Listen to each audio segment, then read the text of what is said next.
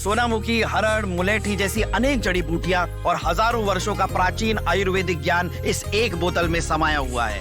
कायम टैबलेट, आपकी खुशियों का साथी। अमेरिका का भी एंगल जो है वो नजर आ रहा है। खुद पाकिस्तानी सोशल मीडिया पर यह कह रहे हैं कि किराए की बंदूक जो है वो आसिम मुनीर की सेना चला रही है अमेरिका के लिए तालिबान पर। यह जो है वहां पर कहा जा रहा है और पूरी तरीके से आसिम मुनीर को कोसा जा रहा है।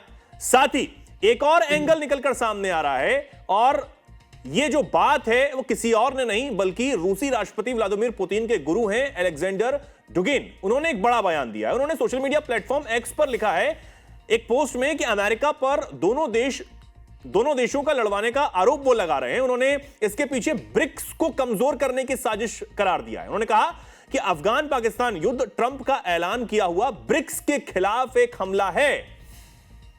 अफगानिस्तान के पीछे भारत है, पाकिस्तान के पीछे चीन है।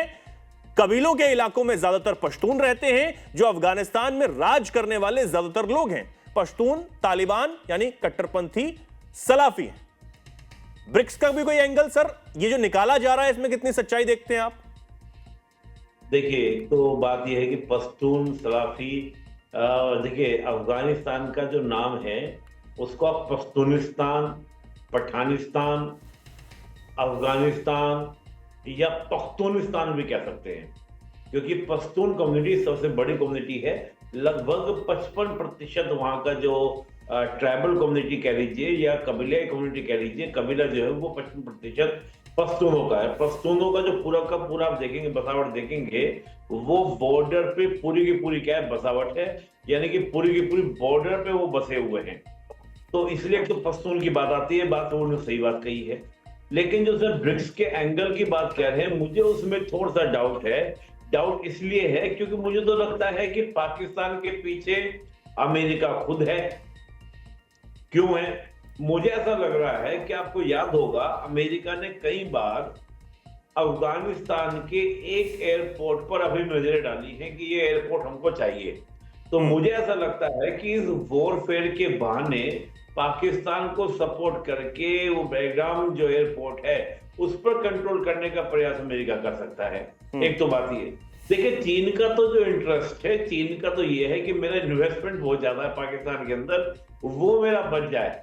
लेकिन कल को अगर बलूचिस्तान अलग हो जाता है, बलूचिस्तान बैठ के चीन से बात करता है कि साहब आओ हम बैठ के बात करते हैं और हम सोल्यूशन निकालते हैं, ये कल को खैबर पख्तूनख्वा अलग हो जाएगा, वो कहे आओ हम बैठ के बात करते हैं, तो मुझे तो लगता नहीं कि चीन को कोई आपत्ति होगी कि चीन पख्तूनख्वा के साथ बात नहीं करेगा, बलूचिस्तान के साथ बात नहीं करेगा।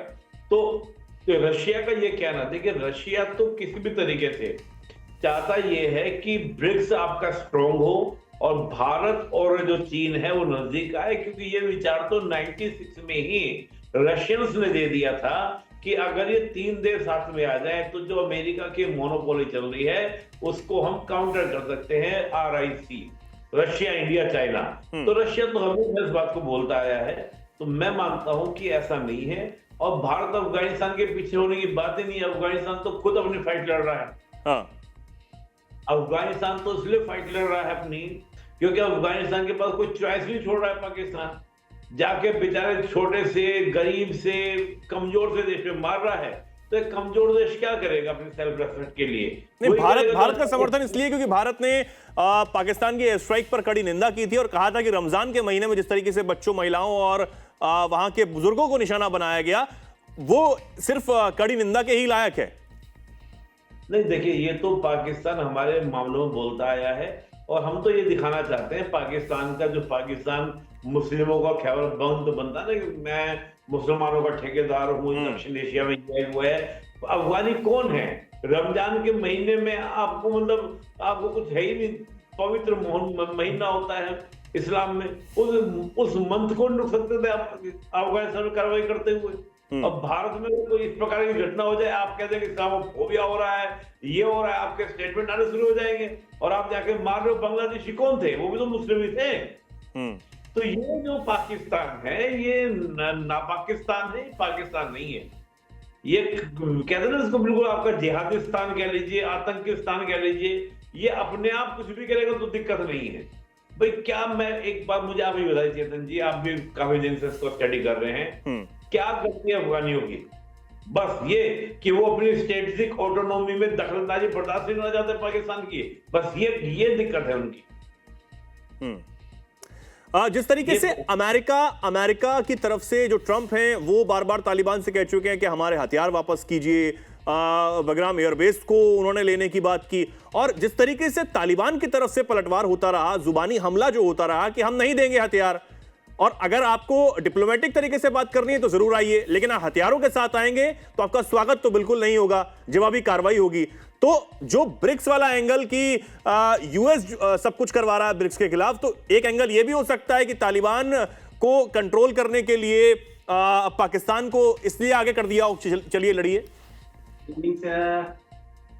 मैं बिल्कुल, देखो मैं तो बार बार बोल ही रहा हूं इस बात को लेकर कि जो मैंने कहा कि स्थिति वही है, अमेरिका भी हो सकता है पाकिस्तान को लड़वा रहा हो ताकि इसी बहाने अमेरिका बेगम एयरपोर्ट के ऊपर अपना कंट्रोल कर सके, नियंत्रण कर सके।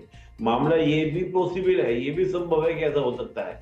तो मैं तो आपको पहले ही कहा है, तो अमेरिका भी बैकग्राउंड में हो सकता है। तो जो ब्रिक्स की, देखिए रशिया की प्रॉब्लम क्या है, रशिया की प्रॉब्लम ये है कि भारत, और देखिए जब तक इंटरनेशनल रिलेशन में कहा जाता है, जब तक आप हर कंट्री की प्रॉब्लम्स को नहीं समझेंगे, उसकी बात को नहीं जानेंगे, तो आप समझ नहीं पाएंगे उसके दिमाग में क्या चल रहा है। रशियंस की प्रॉब्लम ये है कि भारत जो है इन्फ्लुएंस ना हो जाए अमेरिका से और रशिया से बिल्कुल संबंध ब्रेक डाउन न कर दे। उसका तरीका क्या है कि चीन का एक फियर क्रिएट करो ताकि चीन के फियर के कारण भारत जो है वो क्या रहे, रशिया के साथ में अलाइन रहे, रशिया के साथ में जुड़ा रहे।